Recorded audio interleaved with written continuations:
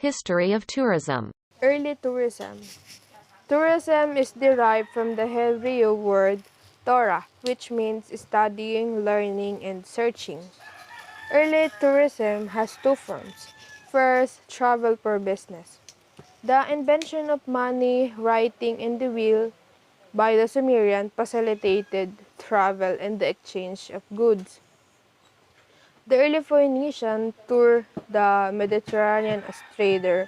Both the Greeks and the Romans were well-known traders. As their respective empire expanded, travel became necessary.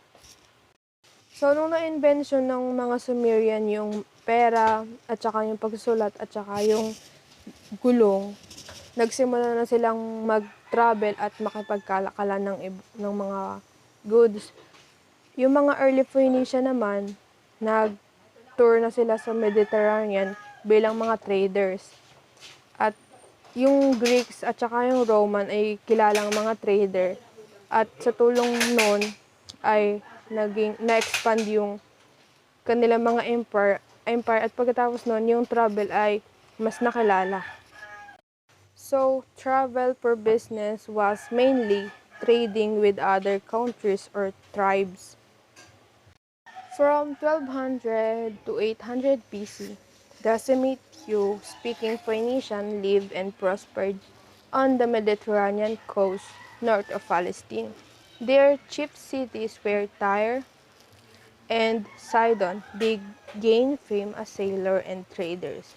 They occupied a string of cities along the Mediterranean coast in what is today Lebanon and Syria. Phoenicians traded with people around the Mediterranean Sea to promote trade. They set up colonies from North America to Sicily and Spain. So, nung panahon na yun, yung mga Phoenician ay nabuhay ng mapayapa dun sa Mediterranean coast north of Palestine.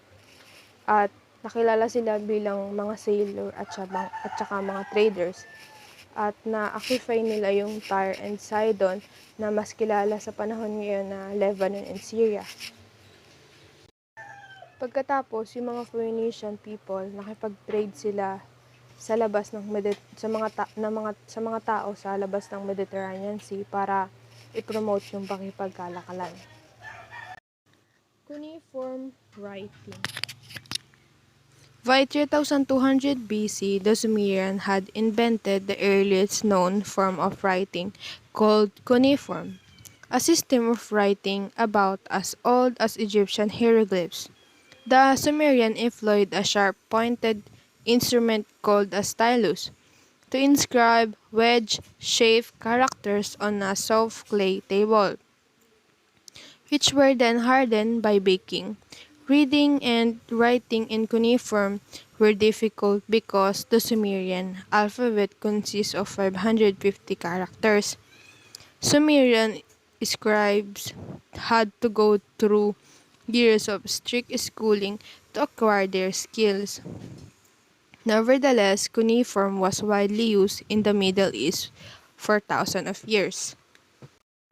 Yung mga Sumerian ay nakaimbento ng earliest known form of writing na tinatawag na cuneiform. Cuneiform ay isang sistema ng pagsulat na kasintanda ng Egyptian hieroglyphs. So, ang ginagamit ng mga Sumerian na panulat is yung tinatawag na stylus. At sumusulat sila sa soft clay table at tumitigas ito by baking. So, sinasabi dito ng mga panahon na yun daw na ang pagsulat at pagbasa ay mahirap pag-aralan dahil yung mga Sumerian ay merong 550 alphabet characters. At pinag-aaralan to taon bago ma-acquire yung skills. Kasunod is yung religious travel. Travel for religious reason took the form of pilgrimage to places of worship. Pilgrimage were made to fulfill a vow as in the case of illness or great danger or as penance of sins. In the 14th century, Saint James of Galicia, beside Rome and Jerusalem, was the foremost destination in English pilgrims. Beginning in 1388, English pilgrims were required to obtain and carry permits, the forerunner of the modern passport.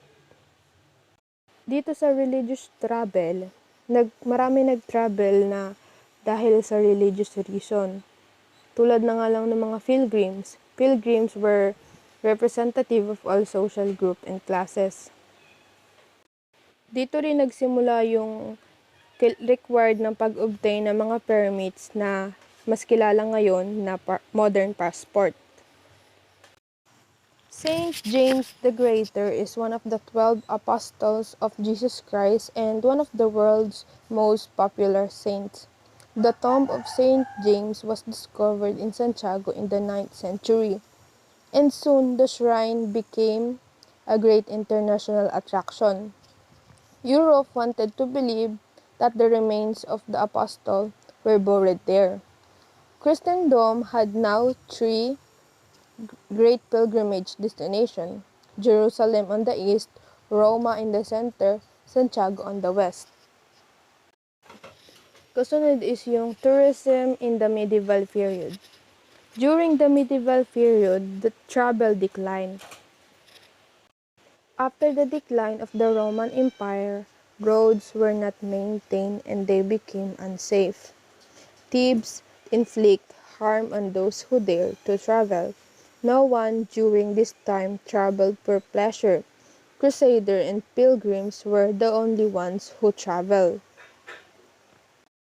So, sa panahon ng medieval period, na-decline yung travel. At isa sa mga dahilan as yung The Great Famine, yung The Black Death, at saka yung sinasabi dito na the 14th century daw ay era of catastrophic. At ito yung tinatawag na Dark Ages. At dahil dito, hindi na nga naging safe yung mga roads at saka marami nang nagkalat na mga magnanakaw. At ang tanging nakakapag-travel lang daw ay yung mga crusader at pilgrims. Crusader were a series of religious wars initiated, supported, and sometimes directed by the Latin Church in the medieval period. Pilgrims naman were the representative of all social groups and classes. Tourism during the Renaissance and Elizabethan era. During this era, travel for education became popular in the 16th century and was introduced by the British. Under Elizabeth I, young men seeking positions in court were encouraged to travel to the continent to widen their education. In 1670, it was recognized that the education of a gentleman should be completed by a grand tour of the cultural centers of the continent, which lasted for 3 years. As young men sought intellectual improvement in the continent, the Sikhs sought a remedy for the illnesses in spas. Travelers immersed themselves in the healing waters. Soon, entertainment was added, and dozens of watering places became resort hotels. And during the Elizabethan eras, people think that spending time in spas could help them cure their illnesses and help them prevent having illnesses. That's why spas are very popular during this time. As we've learned in the tourism history, before, traveling is only for educational purposes, but as time goes by, it is also considered as a recreational activities, or also called leisure travel, for the people who wants to do a get away from the crowded city and to spend some time for a holiday. One of the famous spas in the 1660s is the Turnbridge Wells in Kent, near London, and became fashionable in 18th and 19th centuries are Bath in England, Baden-Baden in Germany, Baden in Austria, Baies-les-Bains in France, Lucca in Italy, Carlsbad and Marienbad in Bohemia. Tourism during the Industrial Evolution. The Industrial Revolution brought about not only technological changes but also essential social changes that made travel desirable as a recreational activity. The increase in productivity, regular employment, and growing urbanization gave more people the motivation and opportunity to go on holiday. To escape from their responsibilities and the crowded city environment, they travel to the countryside or seashore for their holidays. During this certain period of time, the industrial evolution, the people or the citizens have become more attracted to having a leisure travel, to have a time to unwind from the crowded city and to spend more time in the countryside um, to do some recreational activities such as enjoying the beach and um, visiting farms and, and other recreational activities that the place they go to could offer. Tourism in the 19th century. Two technological developments in the early part of the 19th century had a great effect on the growth of tourism. Number one is the introduction of the railway. The railroads created not only more business by providing reliable and cheap transportation, but also more competition as various private companies invested heavily in hotels, resorts, and entertainment facilities. Tourism was transformed from a small business catering to the elite into the start of a mass market that is traveled by a large number of individuals. Number two is the development of the development of steam power. Steamers on the major rivers provided reliable and inexpensive transportation that led to the popular day trip cruises and the growth of coastal resorts near large industrial towns. A Watt steam engine. The steam engine that propelled the Industrial Revolution in Britain and the world. In the later in the later years of the 19th century, travel organizers emerged. The first and most famous of these was Thomas Cook.